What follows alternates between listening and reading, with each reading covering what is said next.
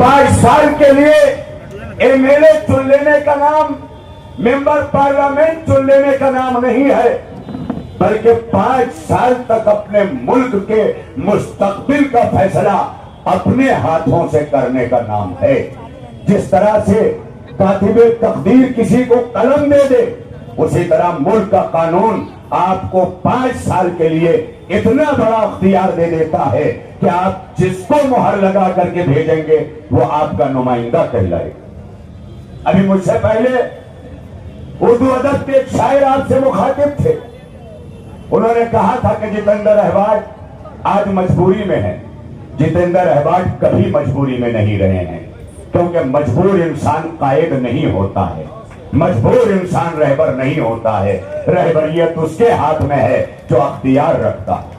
तो फर्क इतना है कि जितेंद्र अहवाज जिस तेजी के साथ मुमरा में जीत रहे हैं, आप तो मुमरा की कुर्सियों पे बैठे हुए हैं।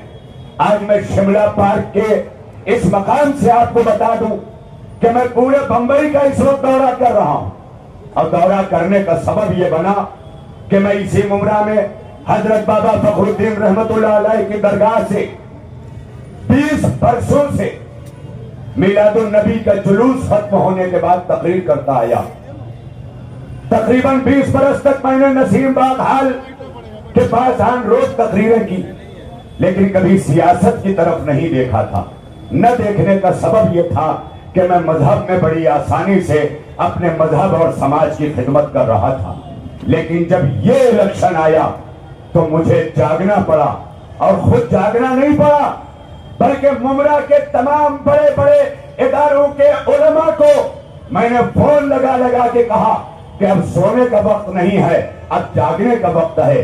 कहीं शरीयत मुताहरा के खात्मे की बात हो रही है, कहीं कॉमन सिविल कोड की बात हो रही है, कहीं उर्दू के खत्म करने की बात हो रही है, कहीं पर इमाम बाड़े तोड़े जाने की बात की जा रही है, कहीं मस्जिदें वीरान की जा रही हैं, कभी 3 तलाक के मौजूआत उठाए जाते हैं, कभी शरीयत को कॉमन कोड की सूरत में बदलने की कोशिश की जा रही है। आप अपनी तादाद खाली जबानों से न गिनिए कि हम 25 करोड़ हैं, 30 करोड़ हैं, बल्कि अपने वोटों से अपने वजूद को मनवाइए, और अपने वजूद को मनवाने के लिए किसी बाज़र्फ को अपना नुमाइंदा बनाइए, किसी कमजर्फ को अपना नुमाइंदा न बनाइएगा। इसलिए कि कमजर्फ किसी वक्त अपने जमीर का सौदा कर सकता है, अपने नफ्स का सौदा कर सकता है, अपनी जात और अपने वजूद का सौदा कर सकता है। अब मैं एक जुमला कहूंगा कि हमारे भाई जो उर्दू अदब के शायर हैं, एक बात इन्होंने कही, मगर वहीं पर मुझे बैठे बैठे एक जुमला हदीस शरीफ के हवाले से याद आया, और हमारे बुजुर्गों ने किसी न किसी तरह से इसे अपनी अपनी नसीहतों में पेश किया है कि जब कोई तुम्हारा दोस्त बुलंदी पे जाए तो ये जरूर कहा करो कि वो मेरा दोस्त है, लेकिन जब तुम्हारा कोई दोस्त परेशानी के आलम में है तो सीना ठोक के कहो कि मैं इसका दोस्त हूं। ये ऐसे तालियां नहीं बजाई जाए। हम लोग मुनाफिक नहीं हैं, हम लोग मुसलमान हैं। वो मुनाफिक होते हैं। नारे तकबीर, नारे तकबीर, नारे तकबीर। देखें जफर भाई, और जफर कहते हैं कामयाबी को, फतह को, जीत को जफर कहते हैं। जफर भाई ने भी कोई नारा लगाया तो वही नारा लगाया कि अल्लाह बड़ा है। कुछ लोगों ने आज जबानों और भाषाओं में अल्लाह और ईश्वर को बांट दिया। कुछ हमारे यहां भी लोग फर्क नहीं कर पाते, इसलिए कि अल्लाह के मुकाबले में भगवान नहीं आता, भगवान के मुकाबले में अल्लाह नहीं आता, बल्कि ईश्वर जिस तरह है उसी तरह अल्लाह है। और सनातन धर्म हो या हमारा इस्लाम, दोनों में एक चीज तो मुश्तरक है, वो ये है कि अगर हमारा कुरान कह रहा है कि अल्लाह हो नूरुस समावाति वल अर्ज़, अल्लाह जमीन और आसमान का नूर है, तो वहां भी ये कहा जा रहा है कि ईश्वर एक प्रकाश है। ये तमाम मज़ाहिब मिलकर रहने की बात कर रहे हैं। ये जो हमें तोड़ने की बात कर रहे हैं, ये हर मजहब के इबलीस हैं, हर मजहब के शैतान हैं, और ये शैतान हर जगह मिलेंगे जो हमारे जहनों को परागंदा करके हमारे ही बच्चों को हमसे छीनकर हमारे ही माशरे को हमसे जुदा करके हमारी ताकत को कम कर रहे हैं। मैं यहां बैठे हुए तमाम बुजुर्गों से आज ये हाथ जोड़कर अपील करने आया हूं कि आप अपनी अजमत को पहचानिए, आप अपनी सभ्यता, अपनी तहजीब और अपनी तालीमी चीजों को ऊपर लेकर के आइए। हमारे और लेकर के हमारे लाडले नेता जितेंद्र आवाड साहब पहुंच चुके हैं, बहुत जल्द आपके सामने स्टेज पर रहेंगे।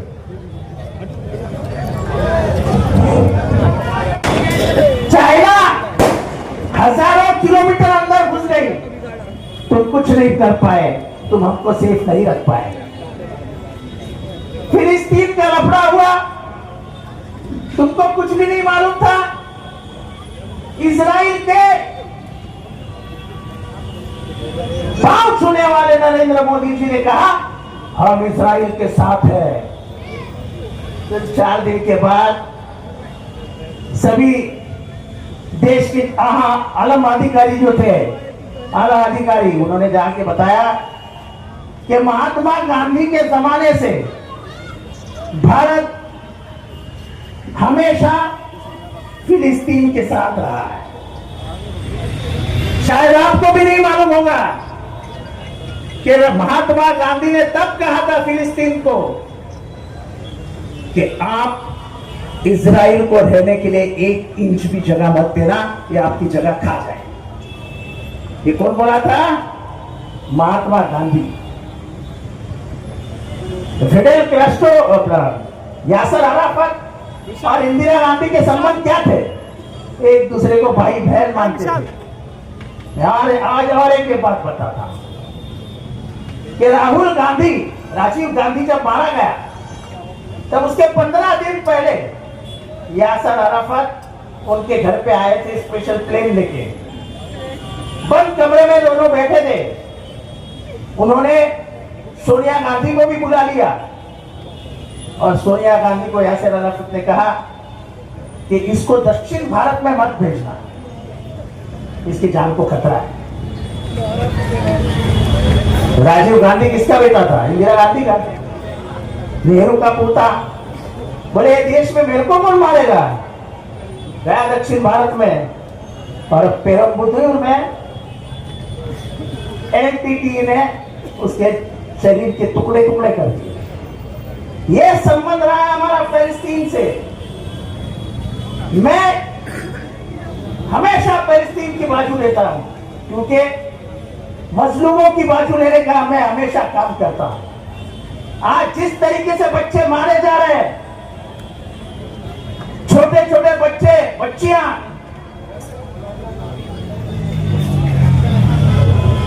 बम के शिकार हो रहे हैं। कहीं आदमियत दिखती है उसमें, कहीं इंसानियत दिखती है उसके? जरा बताओ, हाथ उठा के आपको इंसानियत दिखती है क्या? ये कौन सा तरीका है कि 2-2 साल, 3-3 साल, 4-4 साल के बच्चे बम में मारे जा रहे हैं? पूरे देश उसके, पूरा विश्व उसके खिलाफ है, पर किसी की हिम्मत नहीं हो रही है इजराइल से बात करने की, इजराइल को ठोकने की। अब तो ये लड़ाई और तेज होती जाएगी क्योंकि अमेरिका में नया प्रेसिडेंट आया है, ट्रंप। ये ट्रंप मुसलमानों का सबसे बड़ा दुश्मन। अब ये इजराइल को चलाएगा और आप देखो आने वाले 1 महीने में अरबस्तान में बम फूटना शुरू हो जाएगा।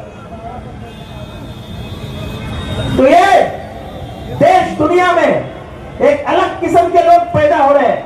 मोदी के जात वाले, अमित शाह के जात वाले, योगी आदित्यनाथ के जात वाले, जो सिर्फ इतना ही जानते हैं मुसलमानों को नफरत करो।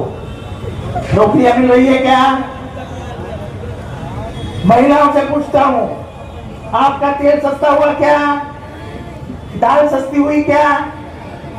लहसुन सस्ता हुआ क्या? 1,500 कितने लोगों को मिला? किसको भी नहीं मिला? गई नहीं क्या लेने के लिए?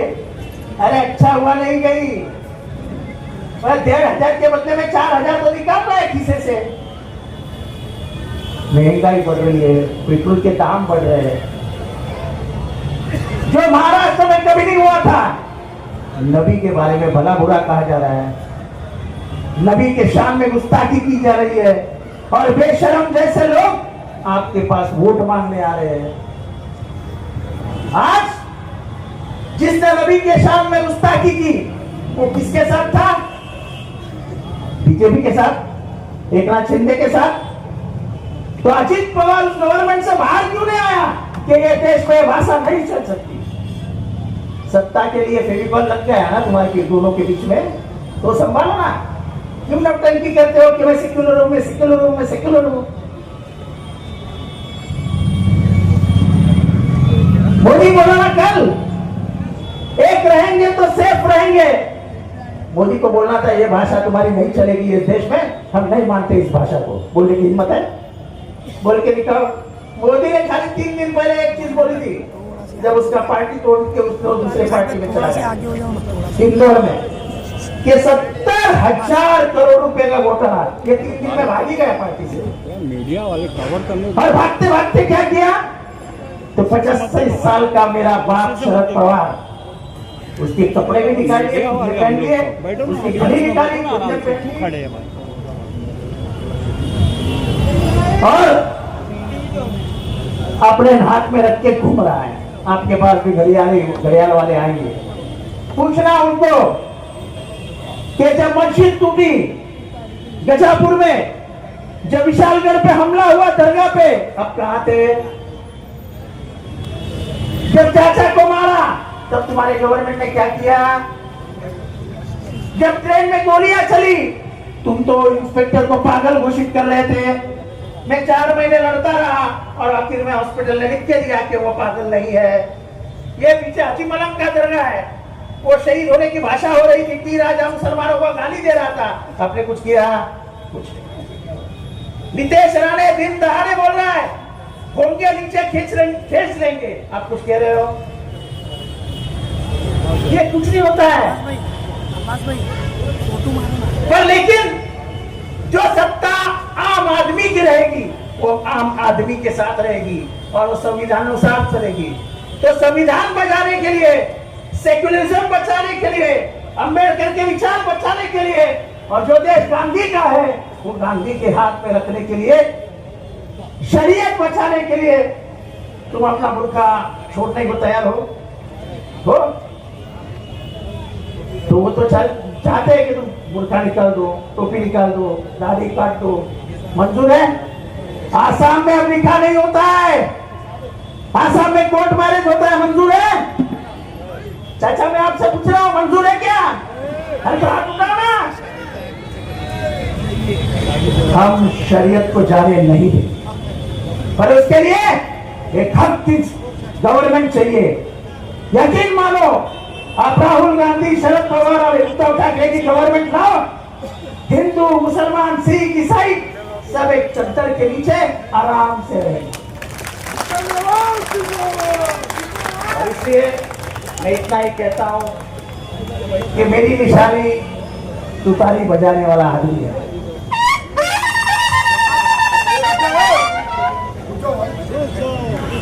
तुतारी बजाने वाला आदमी है।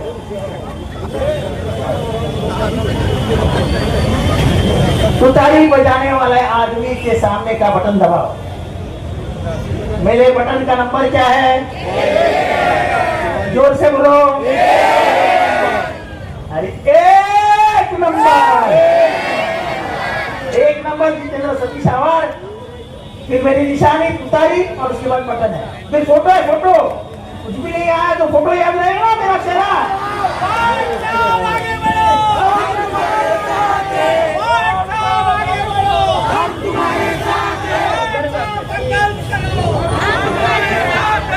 चलो भाई, दूसरा प्रोग्राम है तो अभी 20 तारीख को तुतारी का बटन बजा के आपकी खिदमत करने के लिए मुझे विधानसभा भेजिए। खुदा हाफिज।